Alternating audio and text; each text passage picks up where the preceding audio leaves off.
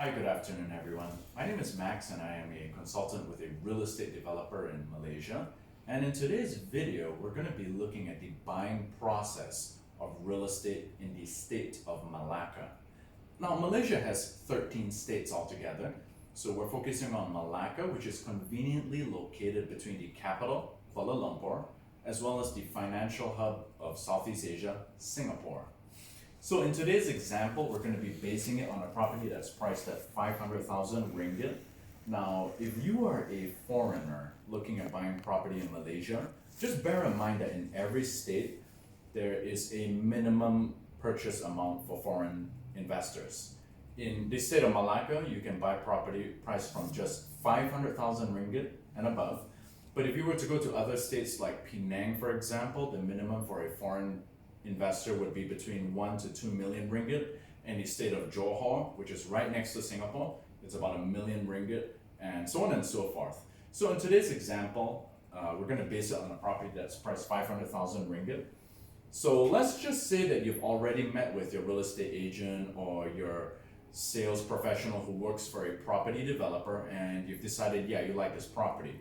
So the first step is we're going to take care of a few things. So step one, which will be for today. This is for today, by the way. The first step is, of course, we're going to take care of a set of papers called the offer to purchase. I'm going to write that as OTP for short form. Stands for offer to purchase. Now, the offer to purchase is actually the first set of documents involved in the purchase of a property in Malaysia. And basically, it's just going to take down a few details such as your personal particulars as well as general information on a property that you're buying, such as the price, the size of the property. And at this stage, you would also make a small deposit, which they could call the booking fee or the reservation fee. So the second step of this buying process involves a deposit, what we would just call the booking fee.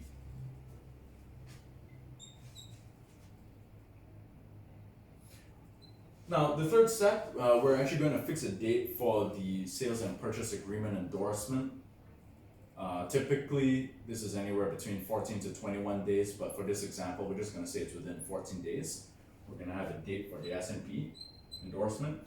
And this is the date where you're actually going to meet the lawyer on the other side of the transaction, who would then actually go over the legal process of owning this property.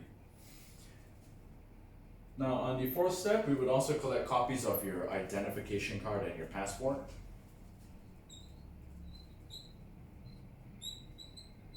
And this is just for identification purpose and would actually be submitted to the lawyer who would then use it to prepare the sales and purchase agreement. Okay? So, step two, which is going to be within 14 days. In this example, so in step two over here, right, this is where you're going to meet the lawyer, a real estate lawyer. And we're going to take care of a set of documents called the sales and purchase agreement.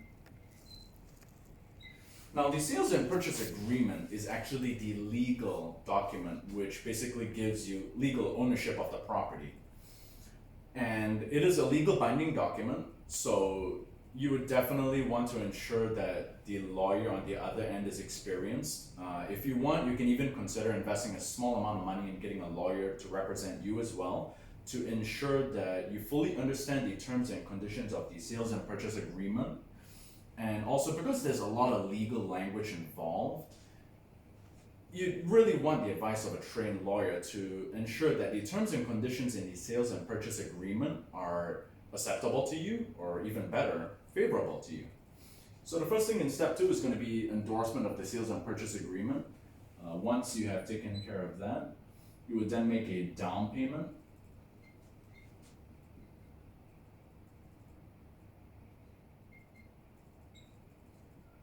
And now, just for this example, we're just going to pretend that the down payment is 30%. Which, based on the selling price of 500,000 ringgit, is going to be 150,000 ringgit. Okay, so that's the second thing that we take care of in step two. The third thing is going to be what they call state consent.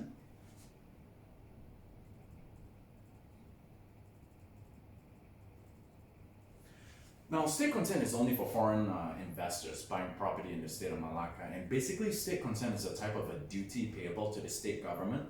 It is to seek permission from the government of Malacca for yourself as a foreigner to own property in Malacca. So we're going to take care of the state consent. Now, there's two different pricing tables for state consent depending on the price of the property that you're buying. Now, for simplicity's sake, because you're buying a property that's 500,000, the state consent in your case is going to be a flat rate of 23,000 ringgit.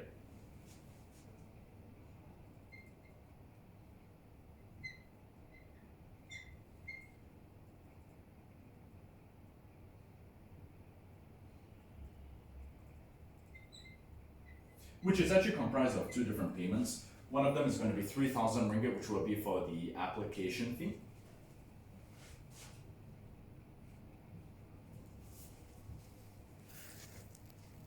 And we have another one which is 20,000,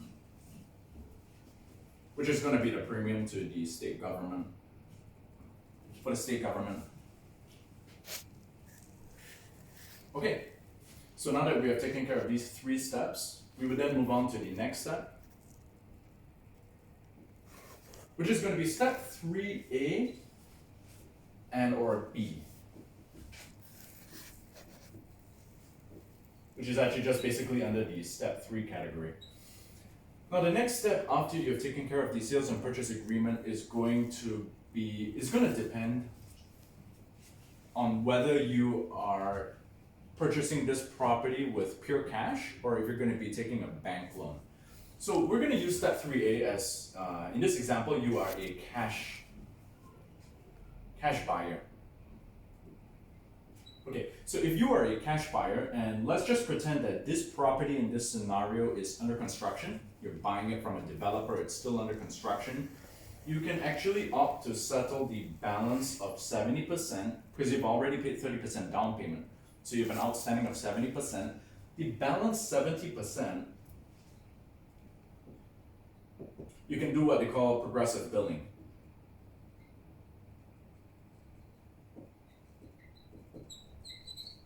Okay, progressive billing. And what this means is that every step of the construction stage, the developer might send you a bill. The developer would send you a billing, either upon commencement of that stage of construction or upon completion. Now that's entirely up to the developer, subject to their terms and conditions.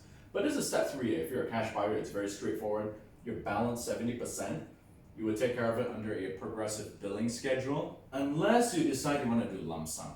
Now, some developers, they actually give you incentives to settle the balance lump sum in exchange for maybe extra discounts or some other incentives. You can check with the developer.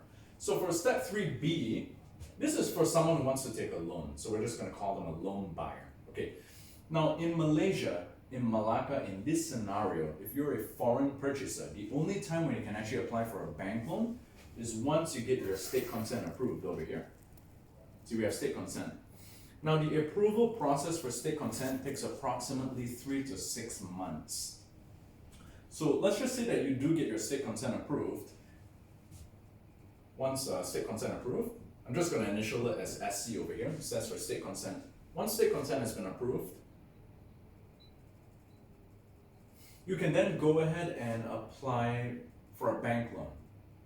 And then once the bank loan has been approved, then you would take care of the financing from that stage on out. So basically, a quick recap, we have steps 1, 2, 3, and 3B. This is basically the buying process of property as a foreigner in the state of Malacca. Step 1 over here is the day that you meet your real estate agent or your salesperson who's working for a developer. You look at a property, you like it, and you decide you want to buy it. So you would take care of these 4 things over here. You would take care of the offer to purchase. You would take care of a small booking fee, a deposit, to lock down that property so it can't be sold to someone else later on.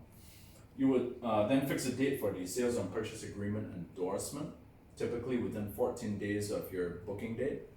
And then you would also submit copies of your identification card and your passport to the salesperson, which would then pass this over to the lawyer to prepare your sales and purchase agreement.